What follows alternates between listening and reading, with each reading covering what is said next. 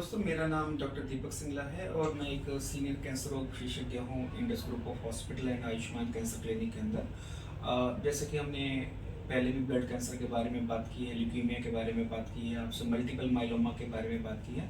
आज हम एक और तीसरे प्रकार के ब्लड कैंसर के बारे में बात करते हैं, जिसको कि हम लिम्फोमा बोलते हैं। लिम्फोमा जो कि बेसिकली दो प्रकार का होता है, Hodgkin and non Hodgkin lymphoma होते हैं।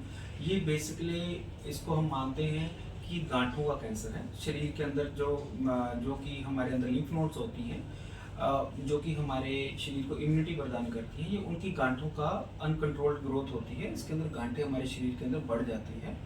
तो मुख्य रूप से इसमें क्या सिम्टम्स आते हैं मरीज को? मरीज की गांठें बढ़नी शुरू हो जाती हैं। उनकी कई बार गर्दन की गांठें बढ़ने से उनकी पूरी गर्दन मोटी हो जाती है। काख की गांठें बढ़ने से उनके अंदर नीचे गांठ महसूस होनी शुरू हो जाती है। और नीचे भी कई बार पेट के अंदर उनका लीवर बढ़ जाता है और तिल्ली भी बढ़ जाती है। और नीचे की भी कई बार गांठें या इंग्वाइनल एरिया की भी गांठें उनके अंदर बढ़ जाती है, जिसके कारण से कि पैरों के अंदर भी स्वेलिंग आनी शुरू हो सकती है, क्योंकि उनके अंदर रक्त का प्रवाह वो हो जाता है, खराब हो जाता है। तो जब भी हमारे पास मरीज और उसके अलावा मरीज को बुखार हो जाता है, जो कि शाम के समय में ज़्यादा होता है। रात को बहुत पसीना आता है और शरीर में खुजली भी हो सकती है और बिना किसी कारण उनका वजन गिरना शुरू हो जाता है।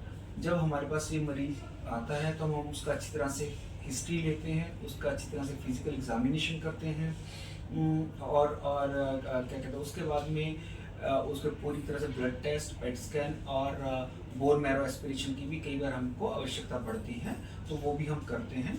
और इसका इलाज बड़ा ही सिंपल होता है। इसके अंदर हॉजकिन लिम्फोमा के अंदर 80-90% लोग ठीक हो जाते हैं। और जो कि नॉन हॉजकिन लिम्फोमा है, उसके भी कई सब टाइप होते हैं। उनका जो अग्रेसिव वेरिएंट होते हैं वो भी काफ़ी हद तक ठीक हो जाते हैं, और जो कई क्रॉनिक होते हैं वो लंबे समय तक कंट्रोल रहते हैं। तो इसका इलाज जो हम करते हैं, कीमोथेरेपी से करते हैं, टारगेटेड थेरेपी से करते हैं, इम्यूनोथेरेपी से करते हैं, और कई बार हमको बोन मैरो ट्रांसप्लांट की भी इसके अंदर आवश्यकता पड़ती है।